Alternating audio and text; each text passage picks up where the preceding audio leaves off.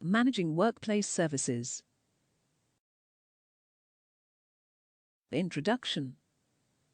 This module will focus on the need for facilities managers to look after the workspaces for the benefit of the employees working within them. You'll be introduced to the concepts that drive a need for well-managed workplace and some of the disadvantages and disasters that can occur, including the physical effects on an employee's health and state of mind when an office space is not well managed.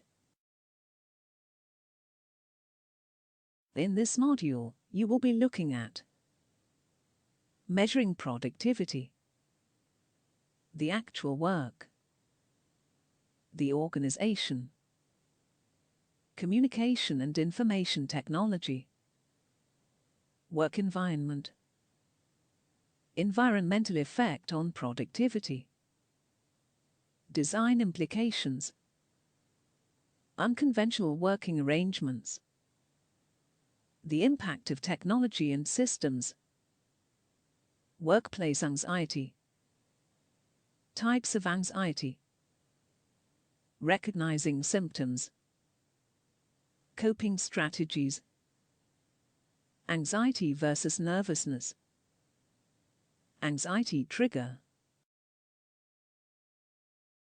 Measuring productivity. It is difficult in a workplace environment to accurately measure productivity on an individual and staff-wide level. Still, it has become a focus of organizations and those who study organizations. This is especially true of office work, rather than factory work, where productivity can be gauged by actually looking at what's been produced. For this reason, the focal point of studies relating to productivity tends to be the identification of contributing factors. Most emphasis in these studies tends to be given to the specific environment in which people work, but 4 central factors have been identified as themes that contribute or detract from productive work. These are the actual work, the organization, communication, working environment. Let's look at all of these factors, as it is extremely useful to the facilities manager to be able to identify the reasons these factors can affect productivity. The actual work. A huge amount of people in the workforce are white-collar workers who work in offices, usually in the service industry. This marks a huge shift in the nature of work as globalized economies move away from production and into the service industries. This poses a problem for those who study productivity because it is always a lot more difficult to measure productivity outside of the production industry. The shift towards the office has created a more individualistic worker who pursues their own career interests and keeps an eye on the value they hold as an individual in the office. This means that to maintain productivity from one of these knowledge workers, their individual needs must be met.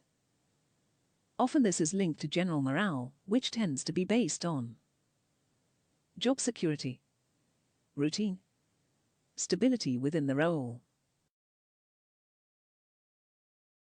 General working morale can also be boosted by a change of environment such as working from home, flexitime, out-of-office work, virtual offices. With a workforce that works as a team but also reacts well to individual morale boosting for productivity, a rewards system should be put in place. This could include pay rises, promotions, workplace status, job security, tenure, etc. Personal satisfaction. These are all factors that have a bearing on personal and team morale and have been observed in studies to be strongly related to improved performance and productivity. The organization. There are several factors relating to a company's organization that can have an impact on productivity, and these are often related to the global economy's effect on mergers, acquisitions, and market competition. They can be recruitment, reassignment of staff, office reorganization, furniture, office plan, etc. Re-establishing or resuming work. Stress related to the organization of a company is directly related to lower productivity. Some of the causes of this can be uncertainty within the company, continually needing to adapt to organizational change, working practices or styles changing, working culture, job security, short-term contracting. To mitigate some of these circumstances, it is clear that a more stable working environment needs to be established. There should be a recognition of employees as a resource as key, because it allows for workplace development and training that can lead employees to feel more valued and as though they are moving forward with their careers. Notice here the dichotomy between the individual's goals and those of wider company. Communication and information technology. In an office environment, though it improves the potential for better office-wide communication, technology and ICT has not had a positive impact on productivity that was expected. This is generally because it is implemented incorrectly as a tool. ICT and technology should be used to restructure workflow and eradicate inefficiency. Communication is critical for increased productivity when it comes to collaborative work and group projects, but it is equally important to allow for individual work and quit concentration on tasks. Work environment. The physical office environment can either help or hinder productivity. Issues may include diseases and workplace accidents, reducing sick leave and low personnel turnover, improvement of industrial relations, increased and improved transparent communication on working conditions, better position in the labor market. It's important to consider the following factors when thinking about the elements of an office environment that can affect workers' comfort and safety, and therefore productivity. Air quality, noise pollution, thermal comfort, privacy, artificial and natural lighting, spatial planning. These factors are generally considered to have a 5 to 15% influence on workers' productivity. Environmental effect on productivity. The environmental factors that can play a part in productivity are controllable, and any facilities manager should be aware of the ways that they affect workers and the way that they can be prevented. For example, air quality. Natural ventilation can often help keep pollutants, gases, and mold particles out of office spaces. Noise pollution. This can be physically and psychologically harmful and seriously impact productivity. While low levels of background noise can help natural concentration, there needs to be a limit on seriously distracting noises, such as traffic from nearby roads, the noise of working servers, etc. There are ways to reduce outside noise pollution, for example using double-glazed windows that are kept closed. Internal office noise is thought to have its benefits for some workers though, therefore it is best to provide within the office spaces that are reserved for single workers' use or function as quiet rooms. Using the library rules system of keeping verbal communication and noise to a minimum for certain days of the week or hours of the day is a useful method for minimizing noise pollution.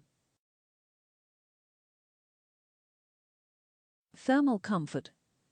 A well-functioning heating and air conditioning system is key to a productive office. Spatial planning.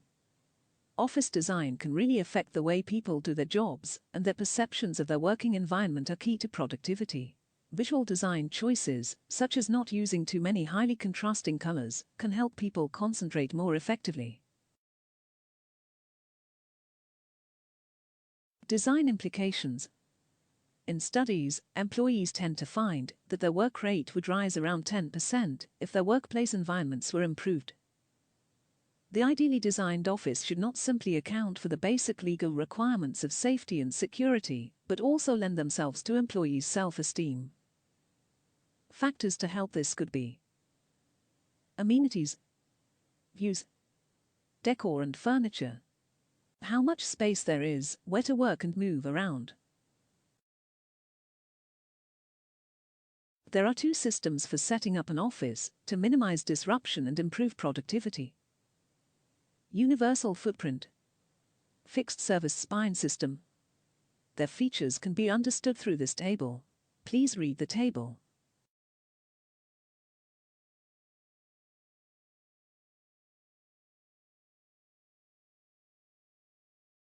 unconventional working arrangements. There are certain problems of productivity associated with fixed desk open plan offices that can be solved, at least partially, by new working arrangements. This could mean hot desking or hoteling, or by creating zone spaces with special provisions for so-called touchdown spaces that allow for concentrated, group, and specialist work. There is also the possibility of telecommuting and working from home. These are both options that can increase productivity, but need further provisions. It's no use allowing people to telecommute for a few days a week if there is nowhere for them to work when they are in the office. The modern office space and the new, less traditional, techniques that inform their design can be understood through 3 guiding principles. Breaking down barriers. This encourages diversity and inter-team communication. Access to the physical resources. This allows for effective work and provides environmental fairness in the workplace. Variety of setting. This allows employees to have variation that is critical to productivity and increases cross-office collaboration and interaction. The impact of technology and systems. Technology and systems, and the way they are implemented, have changed the way the workplace functions in 10 key ways. Working in the office isn't necessary anymore. Telecommuting and working from home are vital to morale and productivity. Information is the key money-making enterprise in business. Technology now allows for virtual organizations to flourish. Going forward to the future, training people in technology and systems are vital in the changing landscape of the working world. As technology develops, it will improve productivity. Companies that modernize can react faster to extrinsic changes. Moving forward, there may be fewer manager positions, replaced by facilitators, communicators, and doers. Any upper management that does not understand or embrace technology hugely disadvantages their organization. Electronic working changes the very nature of business.